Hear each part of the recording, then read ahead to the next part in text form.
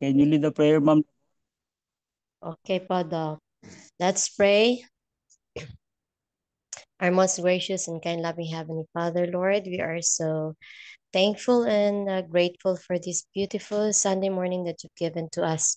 And right now, we are asking you, especially for the Holy Spirit, to be in our presence as we're going to start our class today. May you give us knowledge and wisdom from above, as well as to our professor. Thank you for always being there for us and for giving us good health and strength. And thank you for hearing and answering our prayer. In the precious name of Jesus, I pray. Amen. Amen. Thank you so much, Ma'am Labon. Kumawid. Okay.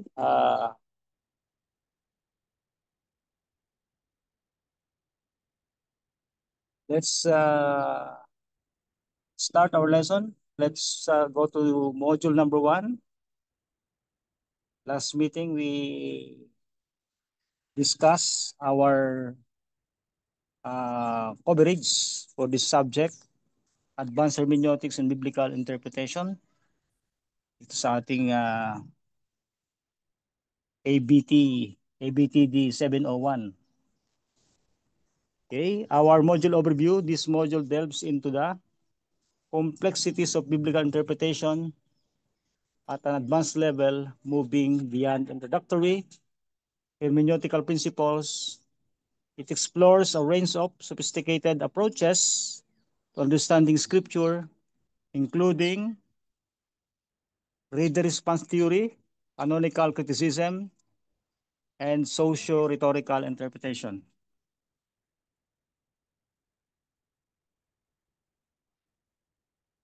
Special attention is given to the challenge of interpreting difficult and contested text in the application of these advanced hermeneutical principles to diverse ministry contexts. The module aims to equip students with critical skills necessary for nuanced and contextually sensitive biblical interpretation in the roles of, as ministry leaders and scholars. So this is our module overview and our module objectives for this subject.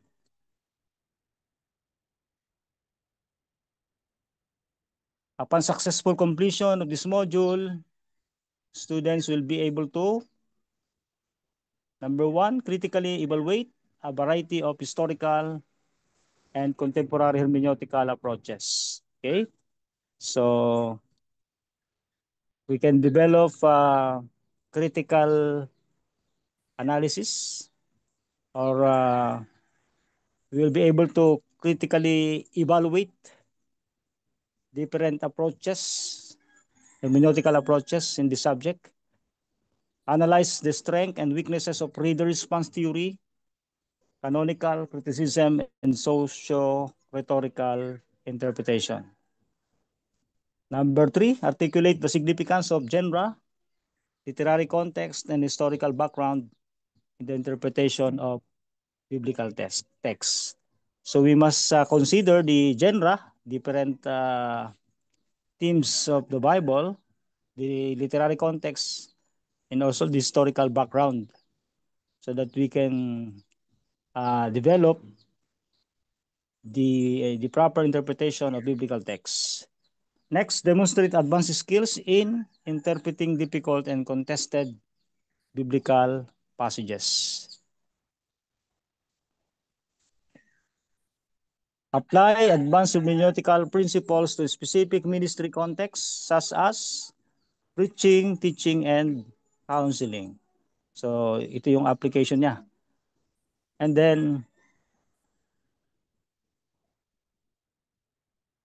assess the impact of interpreters' own biases and presumptions on the interpretive process. Develop coherent and well-reasoned approach to biblical interpretation that is both faithful to the text and relevant to contemporary challenges.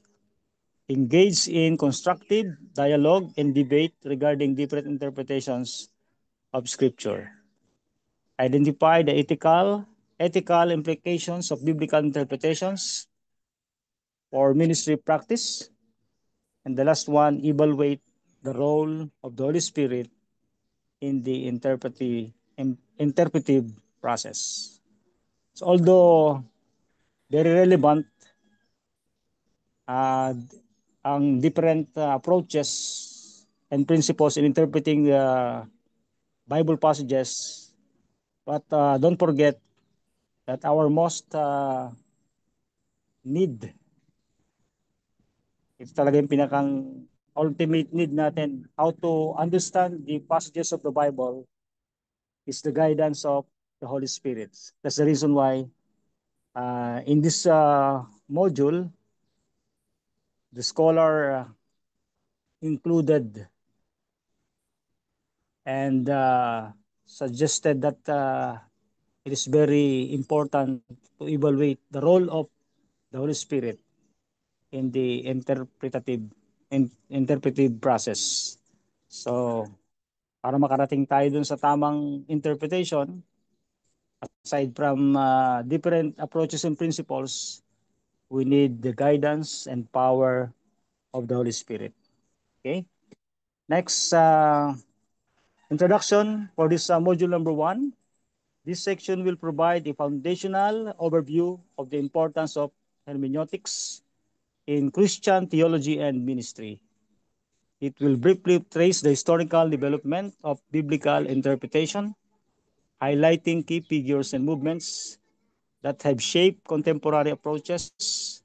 It will also emphasize the need to advance hermeneutical skills in addressing the complex challenges and diverse contexts of modern ministry.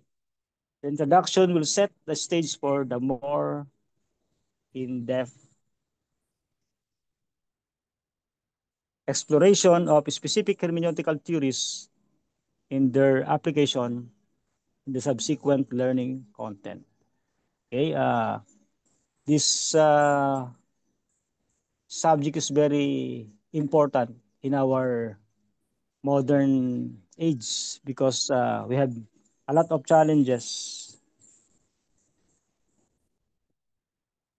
So learning content, let's continue. This section will be divided into subsections, each addressing a specific aspect of advanced hermeneutics. Under this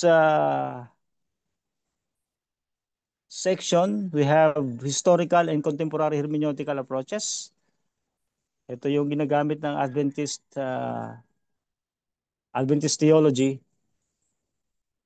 to interpret biblical passages. We are applying historical and contemporary hermeneutical approaches. Okay? This subsection will examine key figures and movements in the story of biblical interpretation.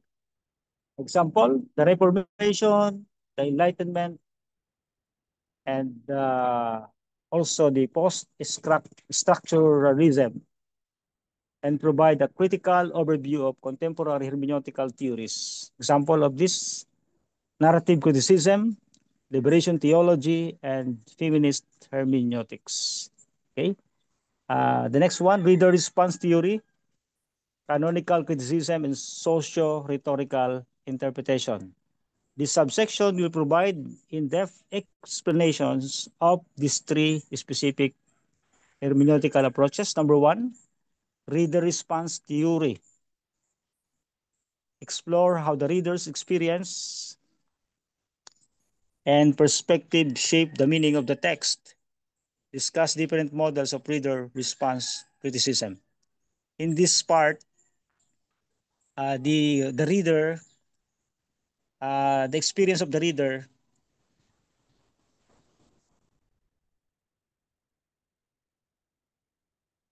okay, pinapakita dito yung pag binasa nila yung text, pag interpret nila, isinasakay nila yung inirelate nila po yung kanilang personal experience to shape the meaning of the text.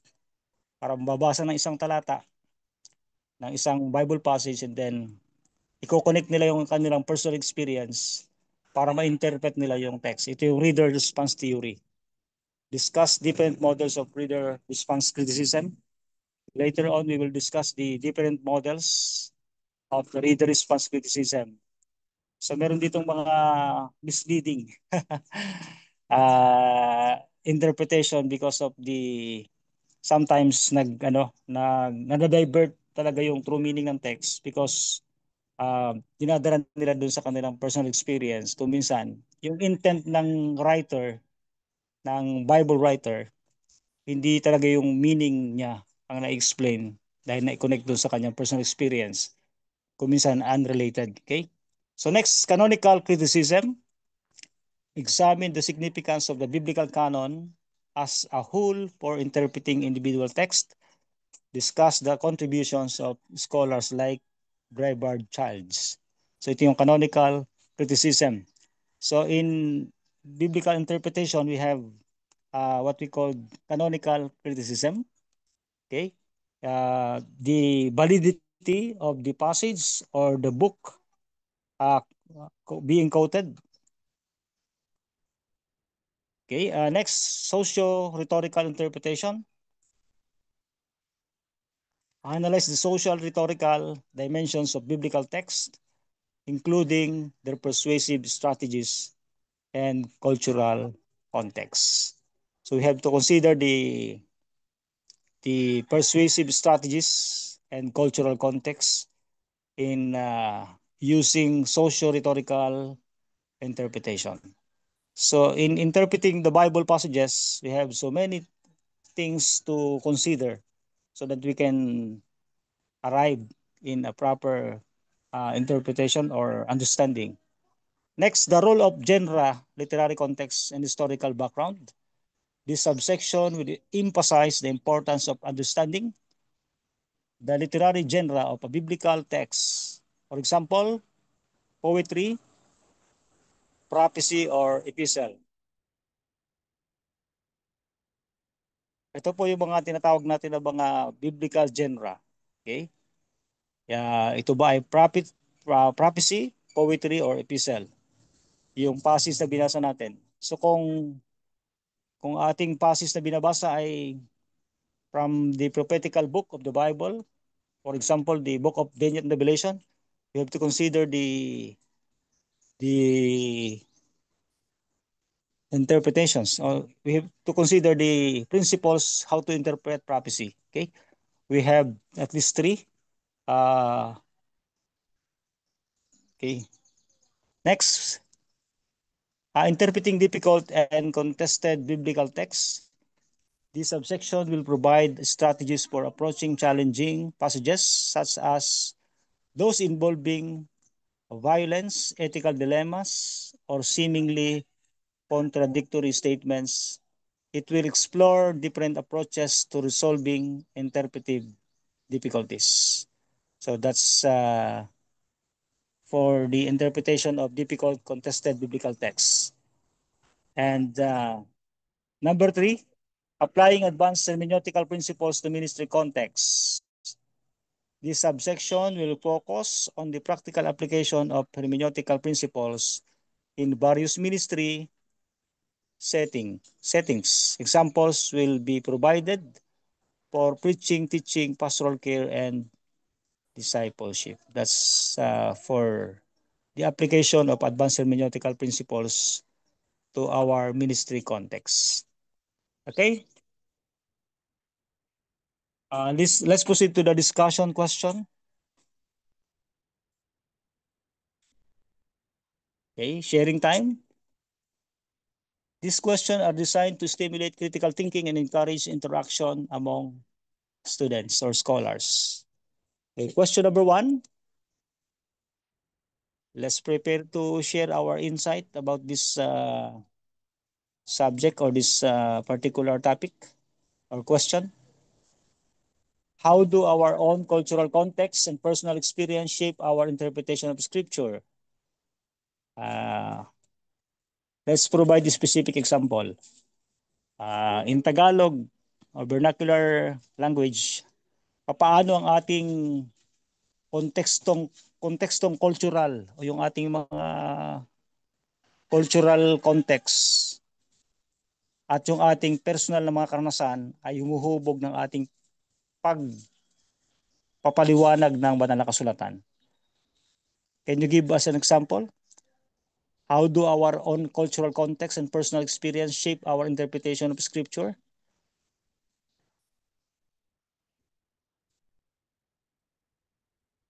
Anybody? I think Geraldine. I think Yes, Geraldine. also our brought up can influence uh how we interpret passages. Like for example, if we're brought up in a Christian family or not, or if we among the Christian, if we're um brought up in a very conservative type of Sabbath Seventh Day Adventist family, or if we're more liberal type, um this really will influence us because the view of our parents on things can influence how we also will view the passages and how we will interpret them. Because, for example, we have like a lot of, um, like last time, we're having a discussion when our professor was there doing the graduation in Thailand. There are some things that maybe it's okay, acceptable in the Philippines, but it's not acceptable in another place. So environment, um, also how the gospel was brought to us also will really shape how we interpret the gospel.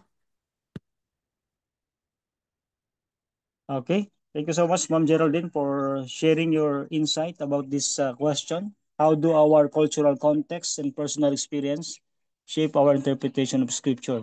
Okay, that's true, no? That's true. Yeah, and sometimes we need to contextualize the message so that we can fit into our readers or our listeners, no? Ang gospel, although the gospel of God, standard po yan, standardized yan. But in preaching process, we need to contextualize the message so that different audiences or people in different places, in different cultures, they can adapt and understand the message of the gospel message. Okay? Thank you so much, Ma'am Geraldine. Okay? Basta hindi nawawala yung essence ng message. Uh, Free naman tayo to contextualize the meaning, no? The approaches so that we can adapt in different settings. Thank you so much. Anybody? Meron pang gusto mag-share? Anybody can share this first question or let's proceed to the next question. What are the Can I strengths and can I weaknesses of add applying? Yes, yes, yes. Go ahead, can ma'am. I add maybe also something that come to my mind? It's also sometimes when we cannot relate. When we cannot relate properly to what is written, we cannot also interpret it properly. So it's Yes, yes, yes. also That's correct. related to our readiness to understand the passage, because like we all have this experience. Sometimes we already read a passage in the Bible 10 times, 100 times, but it doesn't mean anything to us until it comes such a time where we are in a situation where our understanding is open, and then we can relate to the passage. So that's why also will affect how we will interpret it. Okay, okay. That's true. That's true in different situation. Okay? Okay, it's the reason why we need the guidance of the Holy Spirit before we study the Bible carefully. We need to ask the guidance and illumination from the Holy Spirit, no? So that our minds will be enlightened. Ano? We need the guidance of the Holy Spirit. Okay? Uh, Kumbaga, yung mga writers, writers ng Bible, guided sila ng Holy Spirit to write the Bible. And also in interpreting and understanding the Bible, we need also the illumination and guidance of the Holy Spirit so that we can understand fully what is the meaning of the passage for us, no? Sometimes we need to contextualize, no? In different settings and approaches, and sometimes, yun nga, nabanggit ni Ma'am Geraldine, uh, some other time, hindi natin mapaintindihan agad yung meaning ng passage, but time will come in different situations, the Holy Spirit will enlighten us about the passage. Okay? Okay, next. What are the strengths and weaknesses of applying reader response theory in ministry setting? Ano ba yung mga kalakasan at kahinaan kung paano natin i-apply yung reader response theory in ministry setting? What are the strengths and weaknesses of applying reader response theory in a ministry setting?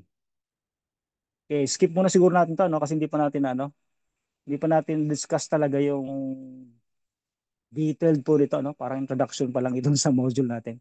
Okay, let's proceed to number 3 question. Question number 3. How does canonical criticism help us to understand the relationship between the Old and New Testament? Okay, next meeting we will discuss the canonical criticism or the process of canonization of the Bible so that we can consider uh, books of the Bible included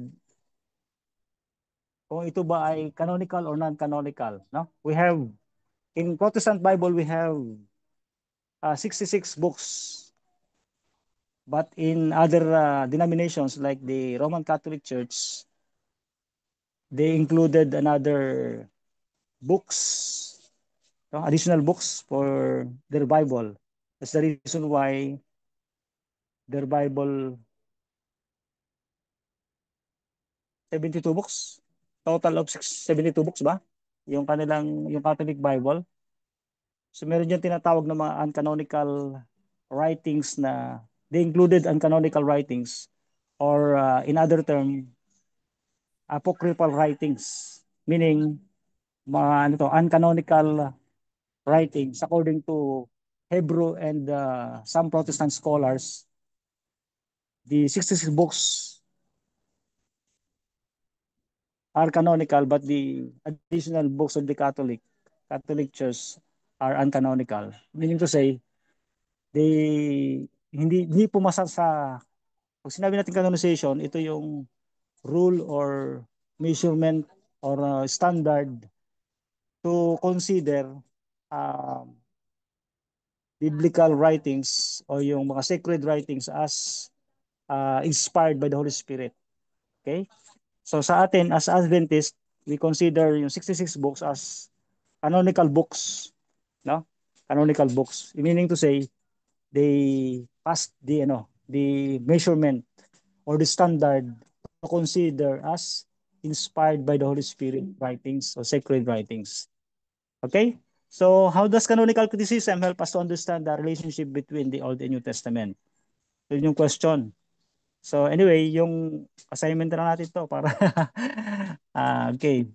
Please make a screenshot of these questions and prepare your answer for the next meeting. Okay, yung question number 2. Question number 2, number 3 will be included in our assignment for next meeting presentation. In what ways can socio-rhetorical interpretation enhance our understanding of the persuasive power of biblical texts? So, isama niyo po yan sa ating assignment and then we will discuss on the next meeting. What are the some practical strategies for interpreting biblical texts? It's more faithful to the original meaning and relevant to contemporary audiences. Okay, discuss the challenges of interpreting biblical texts that seem to condone or command violence, how should this text be approached in a ministry context?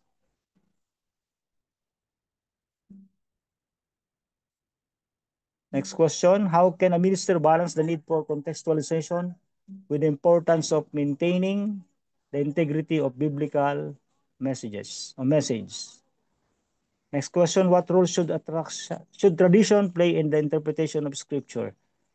Okay, in your own understanding and opinion,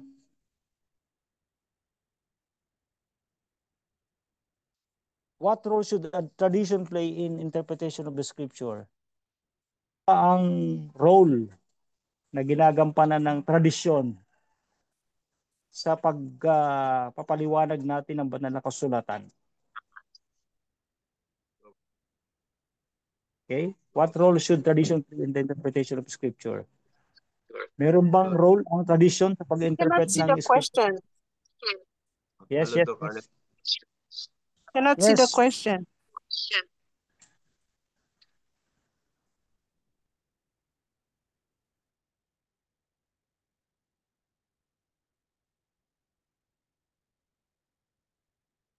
Please advance the slide, Ma'am Manilyn, Doc Manilyn. Okay, okay. What role should tradition play in the interpretation of scripture? Okay, sharing time.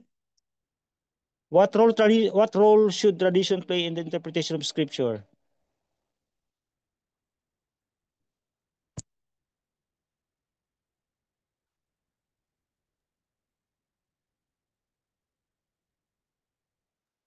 Tradition help us to understand the context of uh, how the writer wrote and why he wrote this.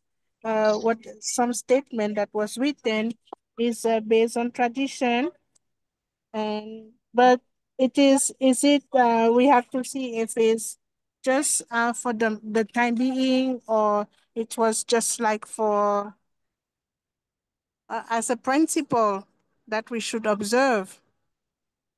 Because like my idea, yeah, is like when they used to say that women should not talk in the church. So I think this part, to understand why how he wrote that, we need to understand the tradition. But however, I think tradition also has altered the way that the message was produce, like the idea of the like maybe God ideas or Holy Spirit has been uttered by our current tradition. So I think we have to, for me, be careful on placing tradition in interpreting the Bible, but we need to understand tradition in order to understand the Bible. I don't know if I'm clear in my statement. Like, we should not use our own tradition to interpret the Bible, but we need to understand the tradition of the ancient time in the Bible in order for us to understand the context why the word was written. Okay, okay. Thank you so much, Ma'am Geraldine. Okay, okay. Do you have any idea about this question? Do you have any answer, or what comes in your mind when you hear the role of tradition with regards to interpretation of the scripture? Anybody?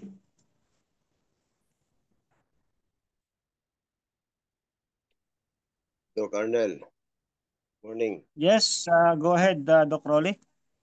Yeah, Yes, what Doc Rolly. Geraldine said is very clear about the role of tradition that clear the meaning of the text.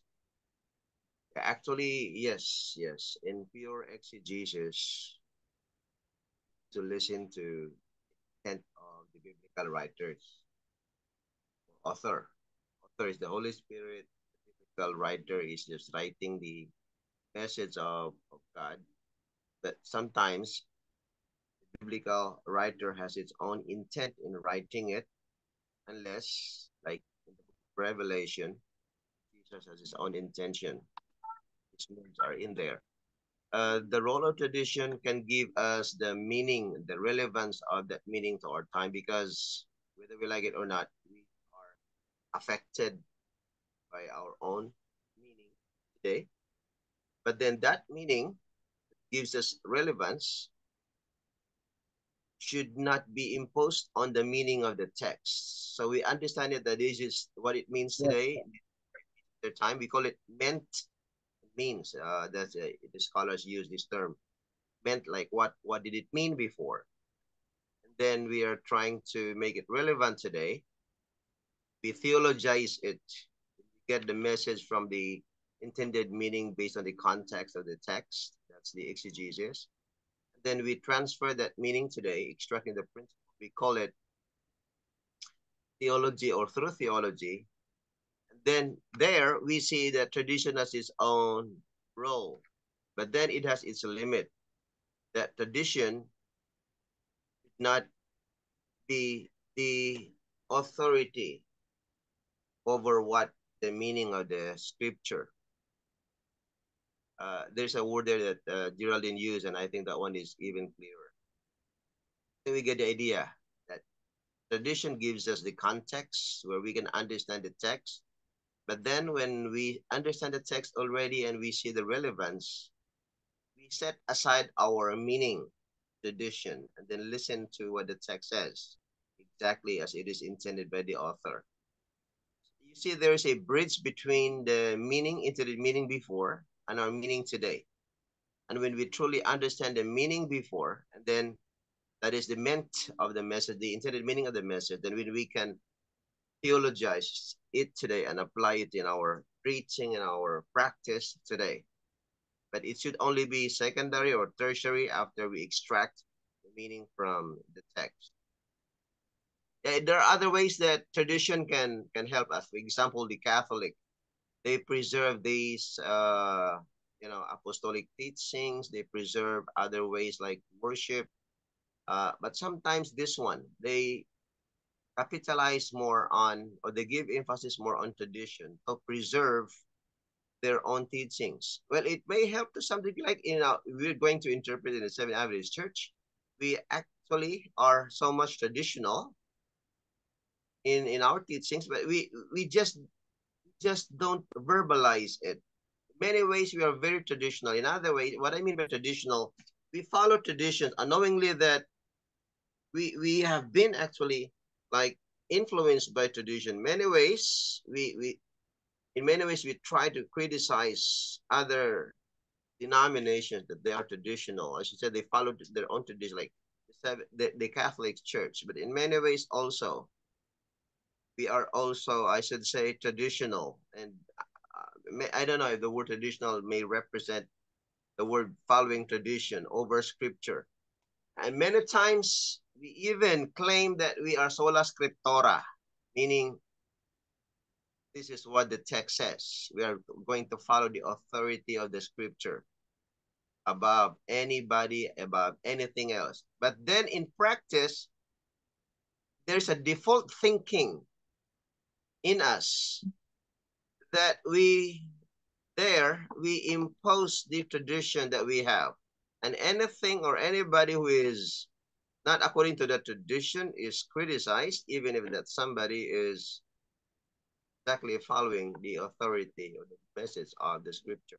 So as scholars, we need to be aware in this. This is what the scripture says. What is our tradition? It should be that our tradition should conform to what the scripture says. Although it has to some degree, some role and in terms of relevance and meaning.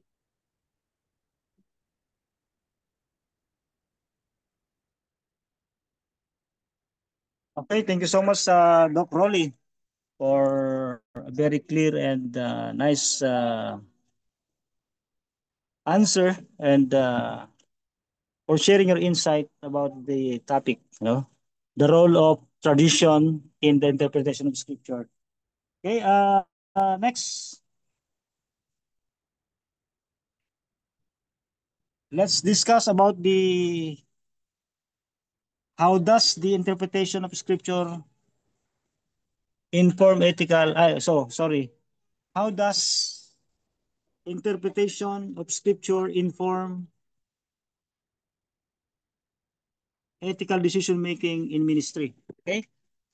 The interpretation of scripture profoundly shapes ethical decision making in ministry, serving as a foundational guide for navigating complex moral issues like the source of moral authority. Okay? Moral authority, scripture is often regarded as the ultimate source of truth and ethical guidance for many faiths. Okay? Ministers turn to its teachings, commandments, and narratives to discern what is right and wrong in various situations.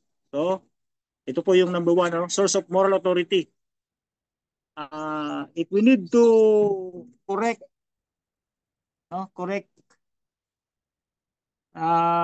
way of living, we need to go to the Bible as our ultimate source of moral authority.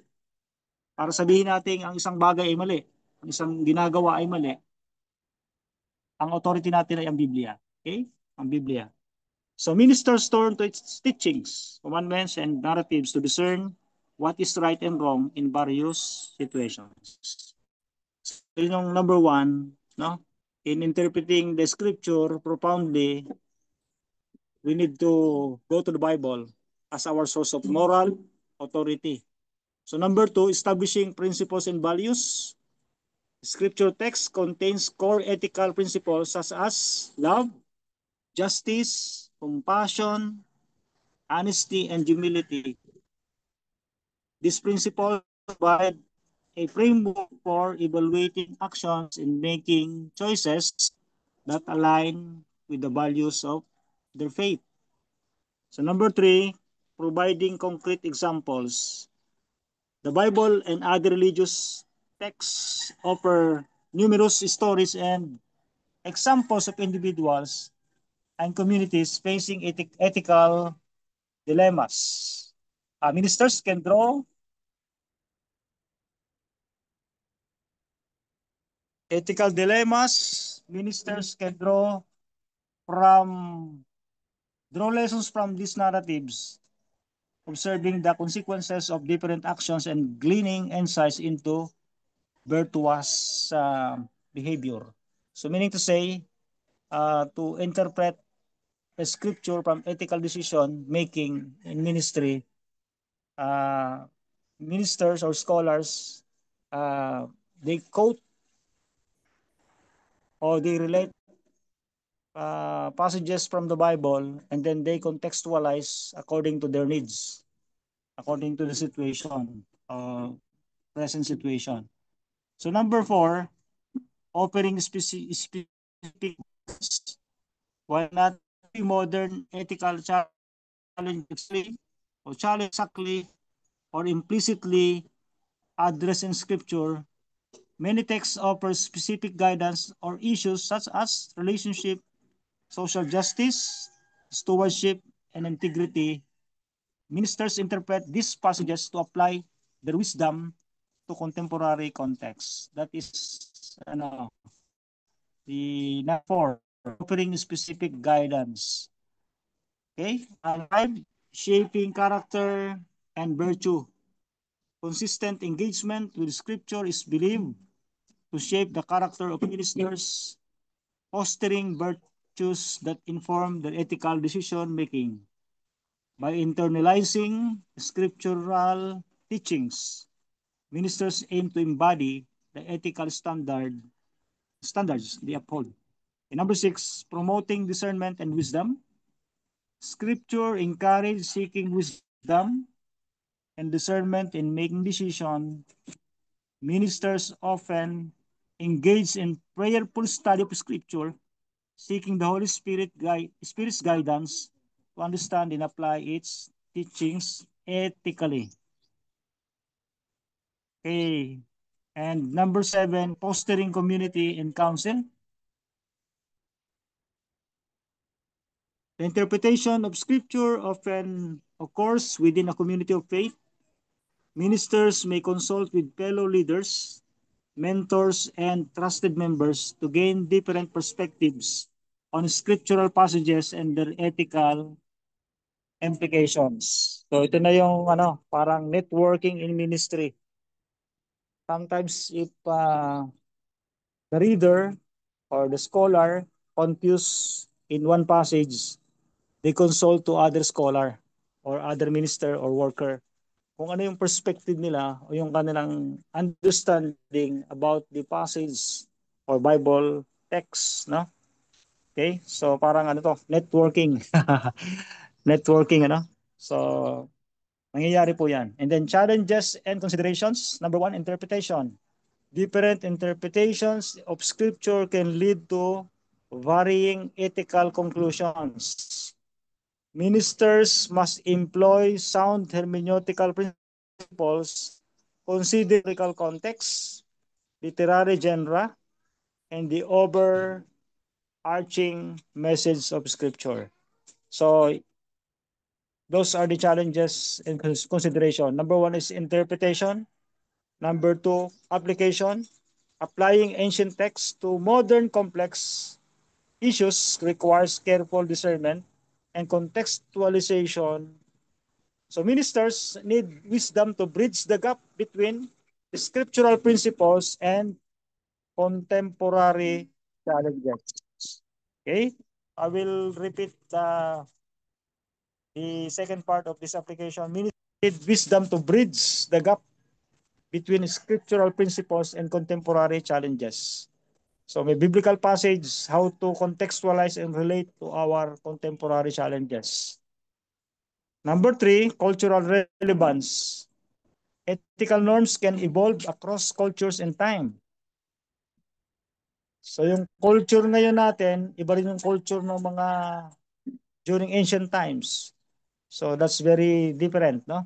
So we need to consider the cultural relevance or yung tinatawag natin na cultural background ng passage. How to understand fully, dapat ma-consider natin yung cultural relevance niya. Ano bang culture nila during their time, okay? So, next, balancing principles. Sometimes different scriptural principles may seem to conflict. So, ministers need to prayerfully and thoughtfully weigh, tinitimbang, competing values to arrive at the most ethical decision. Ito yung tinatawag na balancing principles. You need to balance, consider all things so that we can be able to have a proper understanding of the passage.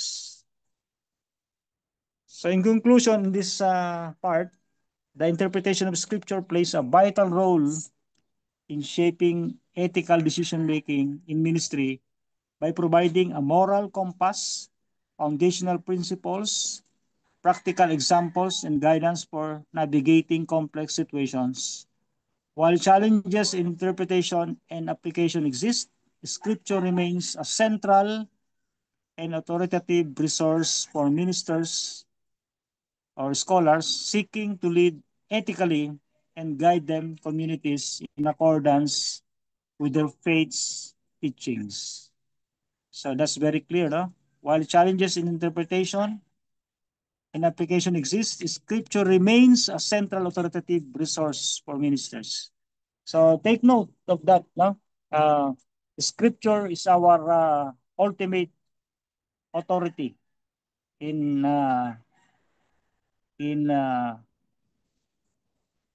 interpreting the passages or how to consider decision making in ethical context in our ministry. Okay, so seeking to lead ethically and guide their communities in accordance with their faith's teachings. Do you have any reflection or reaction about this part, this discussion. How does So the interpretation of scripture inform ethical decision making in ministry? I You have have an any example. reaction about this topic? Hello, Doc Arnel. Yes po, go ahead, go ahead. I have an example. We used to be classmates at IS. In this courses, there was this visiting professor from the BRI, BRI, Biblical Research Institute of the Church. We asked a lot of questions. We were classmates before he even finished his PhD Testament. Been teaching in IS for a long time. I will not tell the name. And there were some issues. We were together in a forum somewhere. Okay, I will not tell which country. What happened was that when there was this in front of other scholars also, undergraduate scholars, and what he did was to go to the BRI and he said, "Can we consult the BRI?" As if is the BRI is the authority of the script. What we were trained in the seminary is that only consult other authors, like the BRI authors, Biblical Research Institute authors, after you have done your exegesis, to compare what you missed and what maybe they have seen. Because exegesis is actually like, it is very objective. You can duplicate, triplicate it. You may have some variations depending on your skill of language and your skill of research. But even if you don't have that sharp or the same skill with other scholars, you most likely arrive at the same conclusion if you just honestly follow it. So it's there in the honesty of the following of the rules of exegesis. But then it is that part of theological interpretation. We call it even in the area of mission contextualization, contextualization that differs. Like when you're an Indonesian, if you're a Thai or a Filipino, it is there that differs. And so I was thinking at the back of my mind, like, how is the scripture now being used as the supreme authority when in fact this guy next to me who has a PhD in the New Testament is appealing to the authority of the BRI. I was thinking at the back of my mind, okay, I hope this discussion is only within here because this is for the doctoral student discussion. This is not for the undergraduate discussion. You cannot say this discussion in the church. You'll be in trouble with I should say, especially if you are employed as a pastor. I was thinking at the back of my mind, was he just playing a kind of a safe playing because he is salaried by the church? Or is he really honestly following the rules and I should say principles of hermeneutics and exegesis, making the scripture as a supreme authority?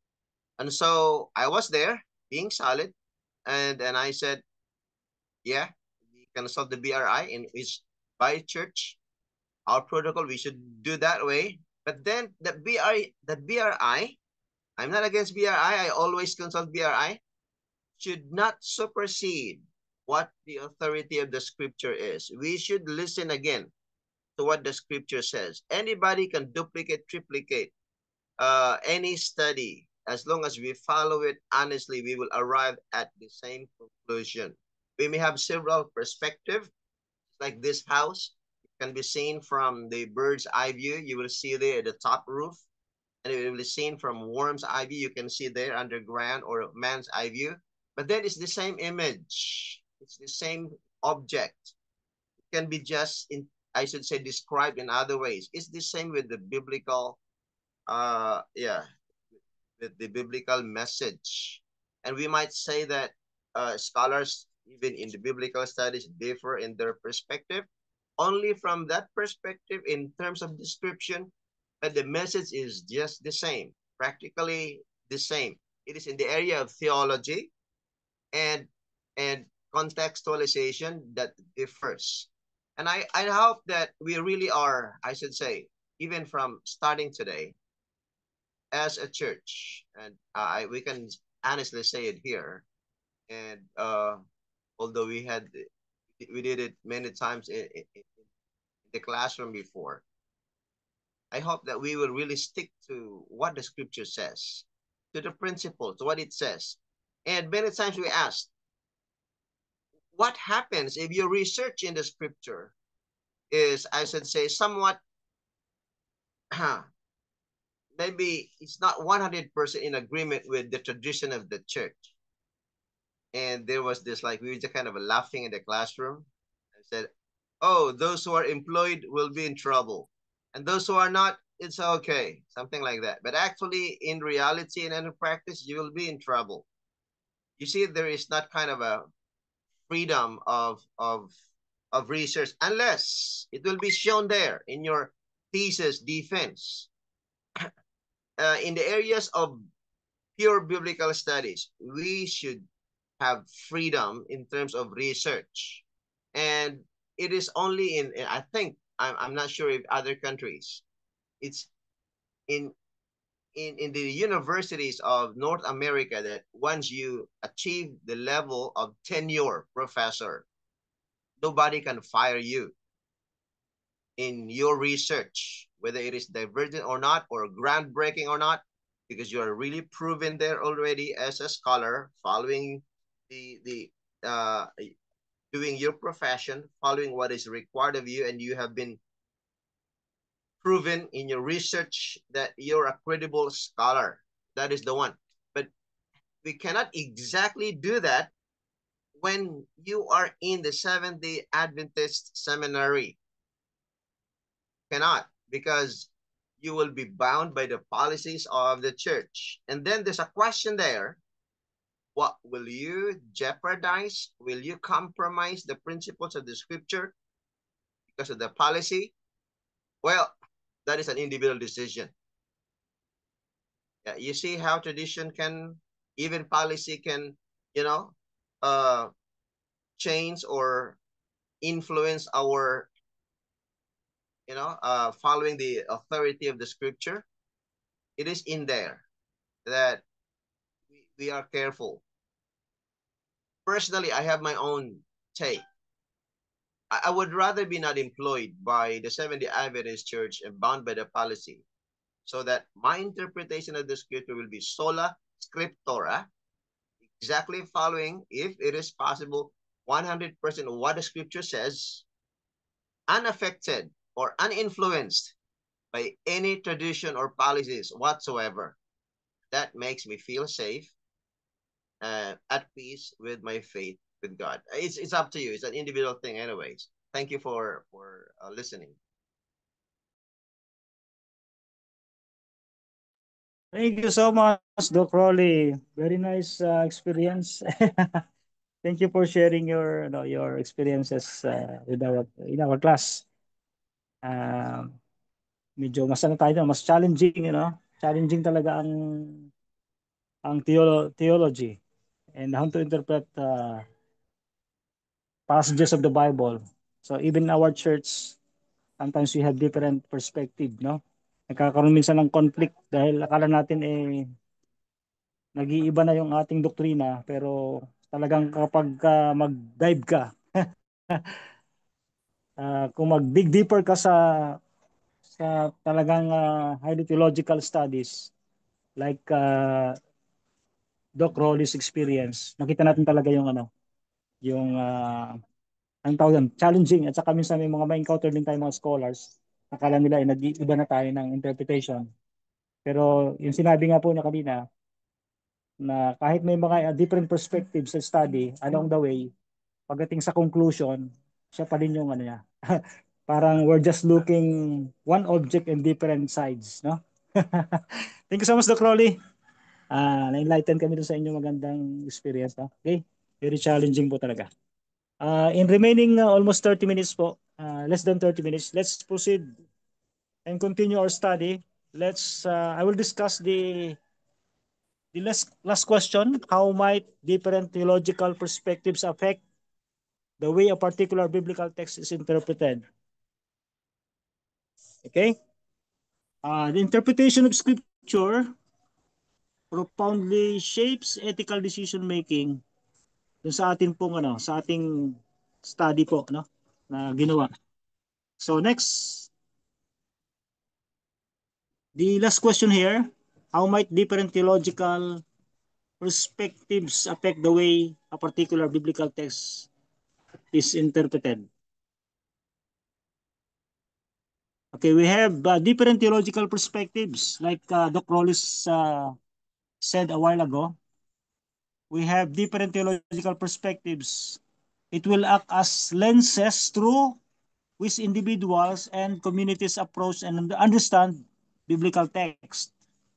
These perspectives shaped by core beliefs about God, about humanity, salvation, in the nature of Scripture itself, significantly influence the questions asked of the text, the assumption brought to it, and ultimately the interpretations that emerge. Okay, let's study about the theological perspectives in particular biblical texts. No, we have some examples here in our discussion. In number one, views on the nature of Scripture. If we'll go to study the nature of Scripture or the study about the Scripture, ito po yung tinatawag natin na bibliology. No? Study about the sacred writings. Bibliology. We have literalism or inerrancy. What is literalism? Those who believe the Bible is the literal, inerrant word of God tend to interpret text as face value, seeking the direct historical meaning. They may be less inclined to look for symbolic or allegorical interpretation unless the text explicitly suggests it. For example, the creation account in Genesis might be interpreted as a precise chronological sequence of events. So itong tinatawag natin na literal interpretation. Parang binabasa nila ang Biblia as is. Hindi na po ina-apply yung different genre. Basta kung ano mabasa nila, they interpret it literally. Okay? So tinatawag natin literalism. Number two, under bibliology, another approach, infallibility. What is infallibility? This view holds that the Bible is without error in matters of faith and practice, but may contain historical or scientific inaccuracies. So interpreters holding this view might be more open to consider the cultural and historical context of a passage and less insistent on a strictly literal reading or literal reading in all instances. Okay? That is infallibility. So number three, human and divine authorship. Theology pa rin po ito. Perspectives that emphasize the dual authorship of Scripture, God working through human authors, Your screen. often take close attention to the human author's context, literary style, and intended audience. This can lead to interpretations that consider the social, political, and economic realities of the time the text was written. That is human and divine authorship. They believe that the Bible is a combination of divine and human authorship. So next is scripture as witness encounter. Some theological traditions view Scripture less as a direct dictation and more as a witness to God's act in history, an instrument through which believers encounter God. This perspective might lead to interpretations that focus on the transformative power of the text and its existential meaning for the reader. That is, Scripture as witness or encounter. Number two, understanding of God. It is theology proper, no? Sovereignty versus free will, a strong emphasis on God's absolute sovereignty might lead to interpretations that highlight predestination and divine biblical narratives. A theological perspective emphasizing human free will might interpret the same passage or passages in a way that underscores human agency and responsibility. So under theology proper, understanding of God, we have sovereignty versus free will, and the next one, immanence versus transcendence. If God is seen as primarily immanent, immanent meaning present and active within the world, interpreters might focus on passages that emphasize God's involvement in human affairs and the creator or the created order.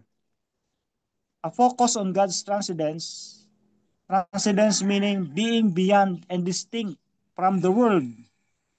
So yun yung pagkakaiba niya, no? Immanence meaning present and active within the world. Take note of that, no? Present and active within the world, that is immanence. But transcendence meaning being beyond and distinct from the world might lead to interpretations that emphasize God's otherness and the limitations of human understanding. Okay, number three, the doctrine of salvation. This is also what we call soteriology. Soteriology meaning study about salvation. Soteriology. From the word soterio, no? Salvation. Logi means logos or study. Soteriology meaning study about the doctrines of salvation. Okay, or study about salvation. So we have justification by faith versus works. We have a lot of debates, no? And contradicting theories and perspective of this particular topic about justification by faith and versus works, no? Versus works. Different understandings of how salvation is achieved can significantly impact the interpretation of text related to law, grace, and human effort. So some other group of believers agree that just to achieve salvation, we need to follow the Ten Commandments. Some other group, they agree and believe that we can achieve salvation by grace alone. And other group of believer, they agree and rely that to achieve salvation, we need the combination of law and grace, or law, grace, and human effort so that they can achieve salvation. Okay? A perspective emphasizing justification by faith alone might interpret legalistic passages as holiness to grace, while one emphasizing the necessity of good works might see them as integral to a life of faith. So may mga combination ng faith that works. Yung iba naman ay faith without works.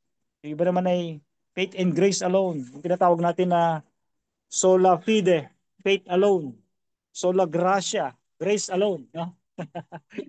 So, yan po mga kapatid, different perspectives. And we have universalism versus particularism.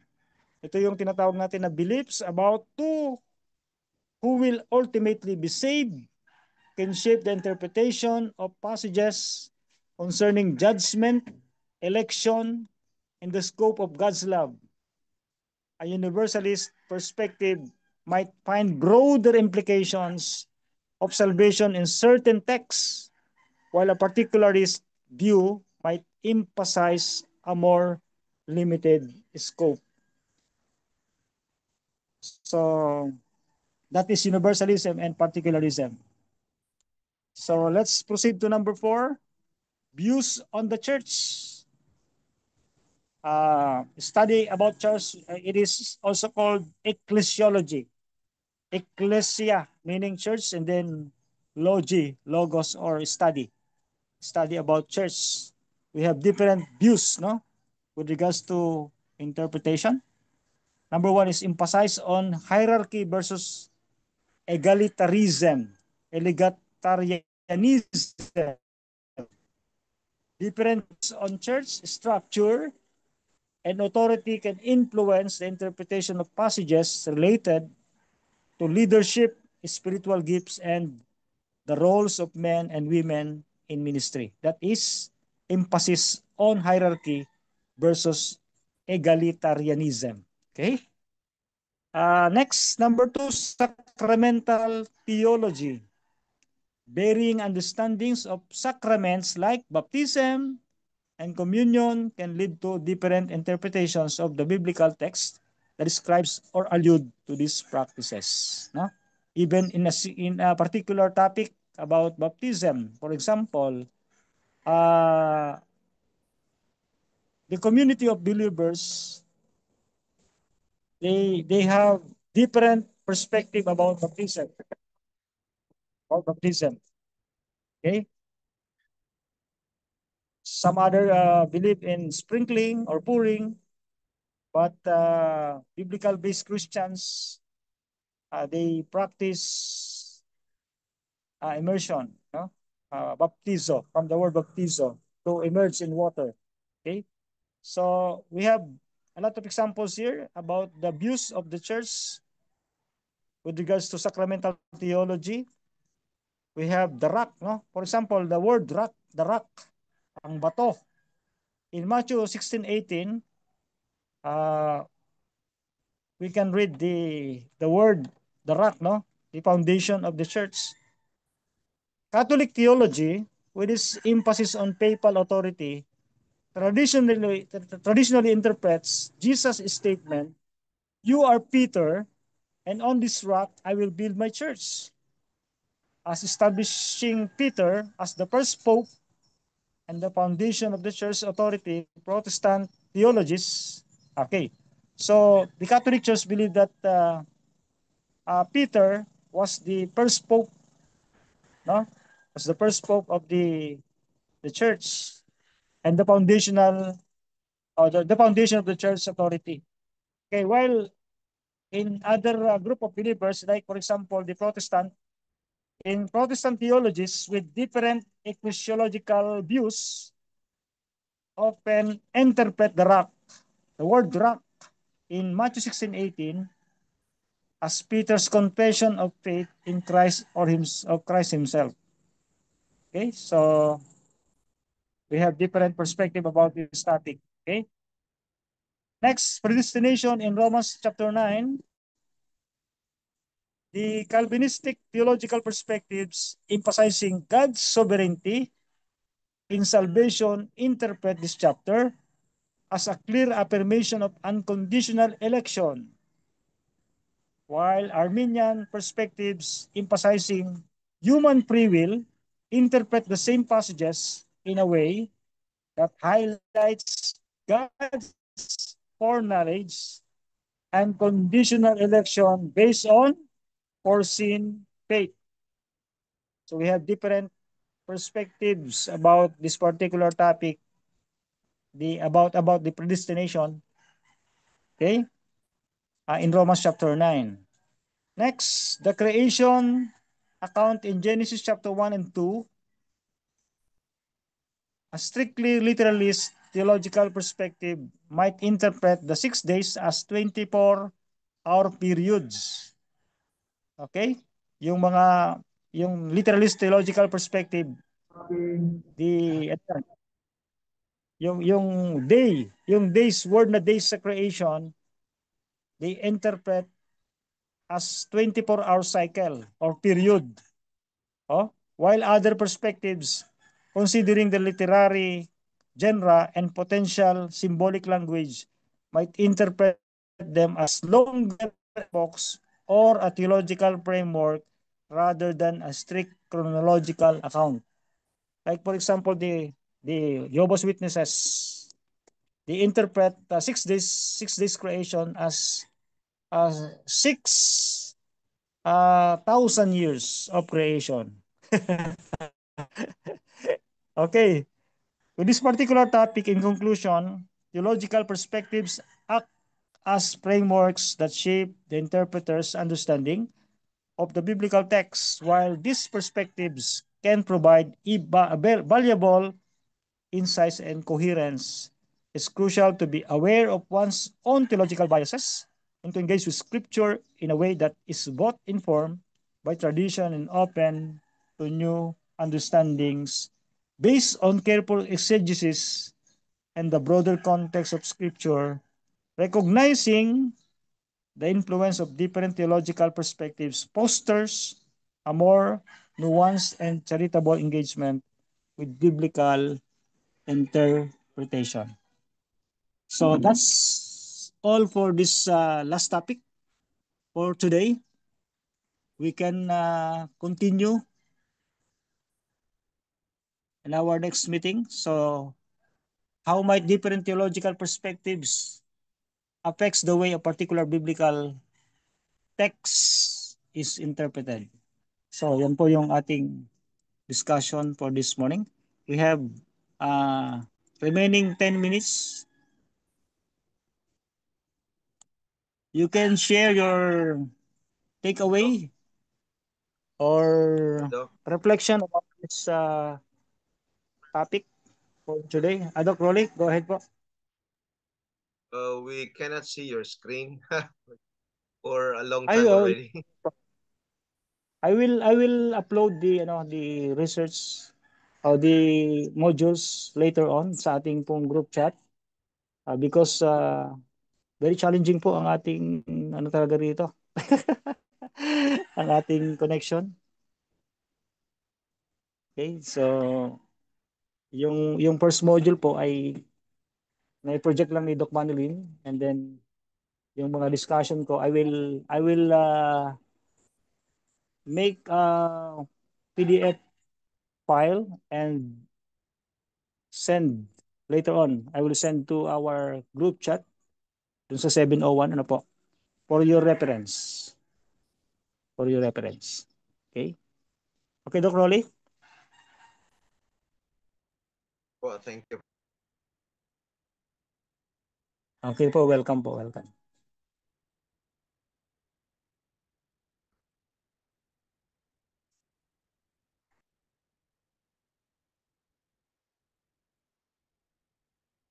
The reflection question po. Question number 1. How has this module changed your understanding of biblical interpretation? Okay. Sharing time muna po tayo for remaining 9 minutes before we end up this class. In our initial discussion, how has this module changed your understanding of biblical interpretation?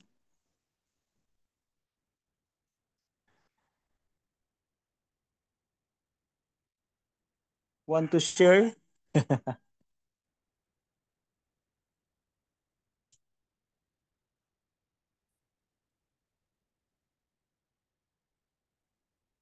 Okay.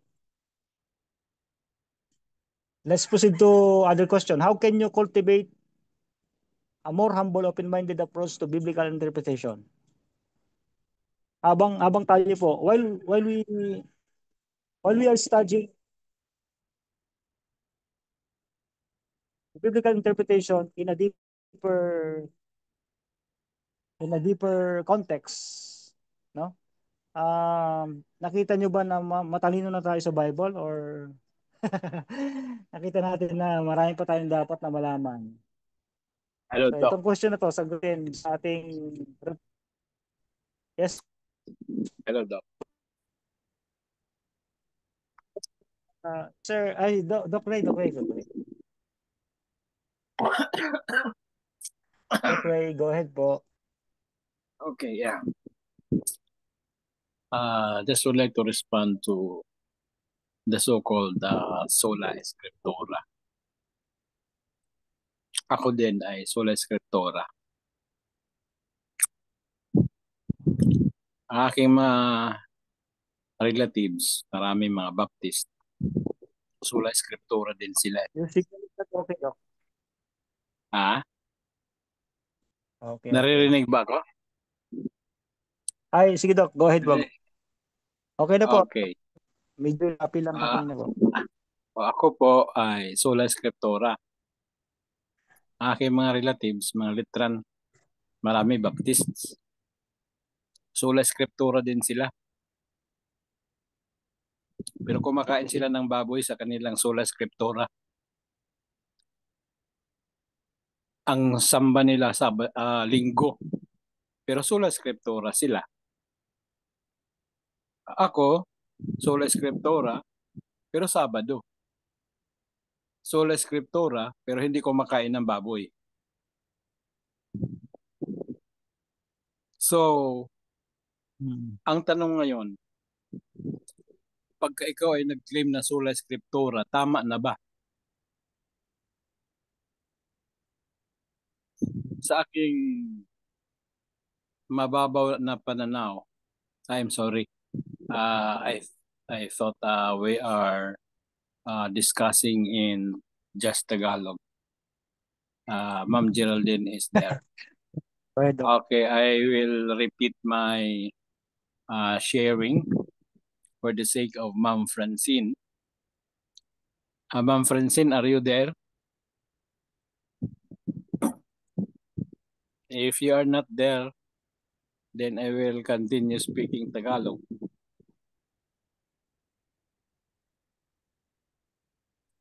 But Ma'am Geraldine is here. Listening. Okay. A while ago, I shared that my position is sola scriptura, sola fide, sola gratia. When it comes to sola scriptura, which is my position, my relatives who are Baptists, their position also are sola scriptura.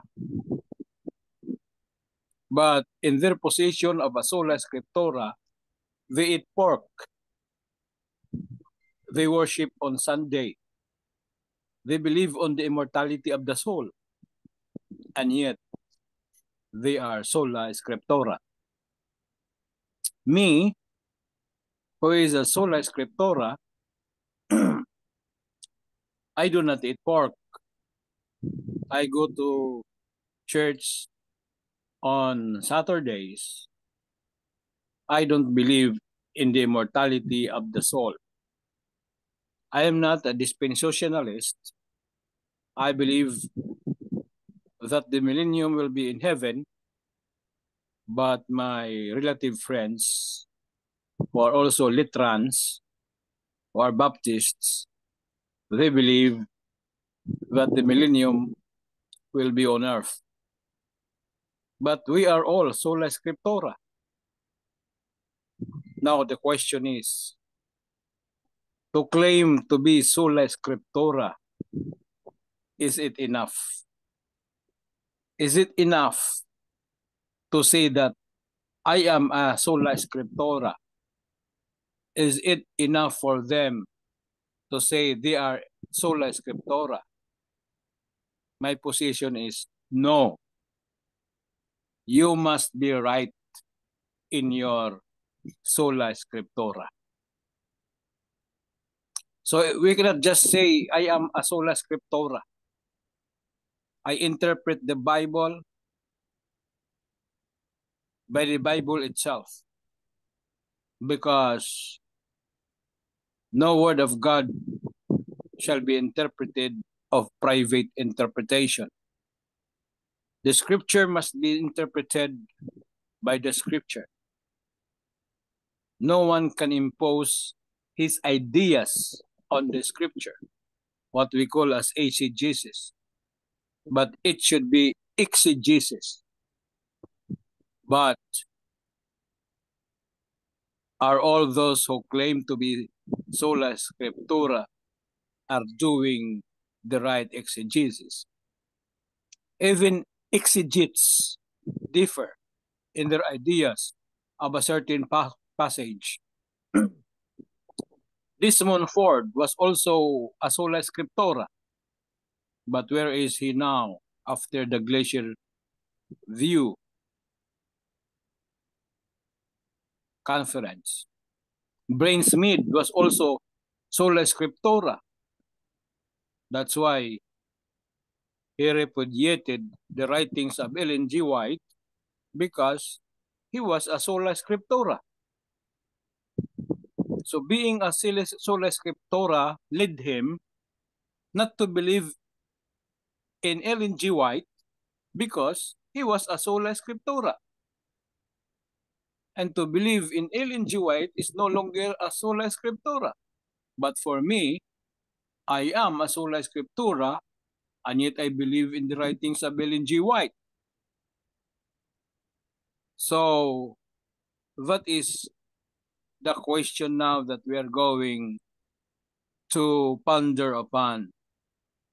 If you are a sola scriptura, are you claiming or are you right? That's why we have the Biblical Research Institute, not as an interpreter of the scripture, but we can consult with them on our ideas that we have believed to have been exegeted out of a Bible passage.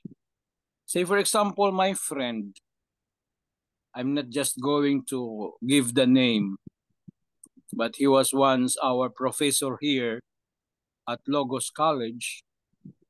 While teaching the book of Revelation, coming to chapter 14, he has a different interpretation of the everlasting gospel. He has a different interpretation of the judgment. I said, this is a different kind of sola scriptura.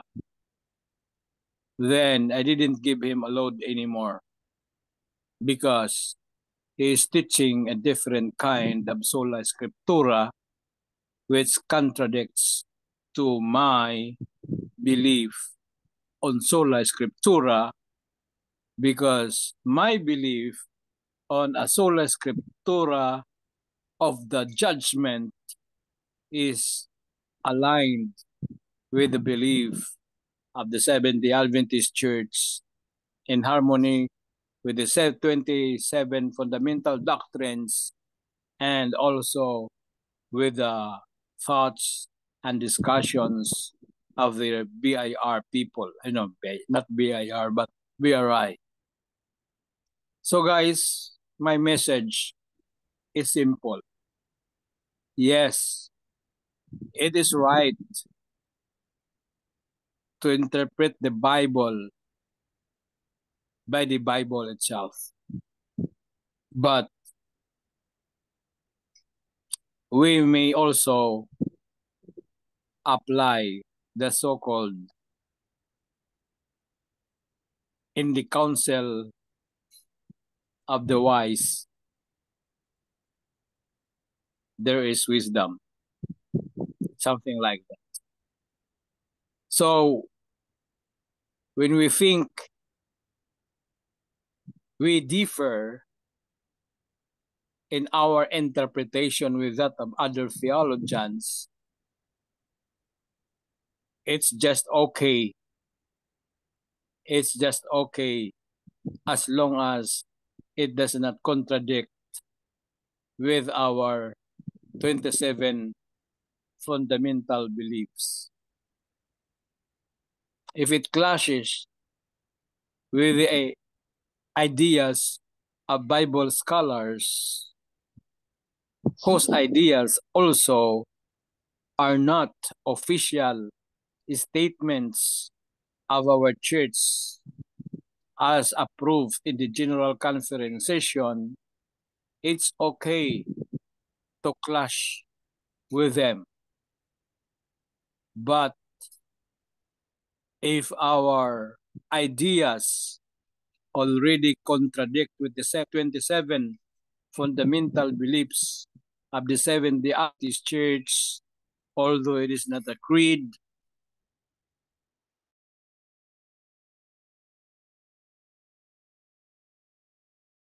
this is just a simple reminder for each one of us as doctoral students that as we study the Word of God, we still have to go through the Sola Scriptura, but it is not enough. We must be right. We must be right. I don't want to be judgmental, but my relatives, close relatives, also Lutherans, who are Baptists, they are Sola Scriptura there. They are also Sola Scriptura, but they eat pork. They go to church on Sundays. They believe in the immortality of the soul. They are dispensationalists. And I believe they are wrong. Not that I label them to be wrong, but because I've studied these doctrines as it is revealed in the scriptures. My Sola Scriptura says they are wrong. That's what I can only say. Just as an eye-opener, I hope that I do not want to persuade you guys, but continue to be in the Sola Scriptura, but you must be right in your Sola Scriptura. Thank you very much. Okay, thank you so much, Doc Ray, for sharing your insight about this question and topic. May I request Sir Lloyd Bulahan to close our class or discussion for this subject with a prayer. Sir Lloyd, can you lead the prayer? Sir Lloyd Bulahan, are you still there? Or Ma'am Dory will take over? Ma'am Heavenly Dory. Father, Thank let's you. close our eyes and bow our heads and let's pray. Father God in heaven, we thank you so much, oh God, for our very interesting topics about our subjects for this morning, oh God. And thank you for the very good discussions that we have done this morning, oh God. Thank you for the knowledge and wisdom that you impart to us, oh God, especially by our professor, Doc Arnel Mercacha, that he impart his knowledge to us, oh God, so that we will have that to share for our friends, for our relatives, that that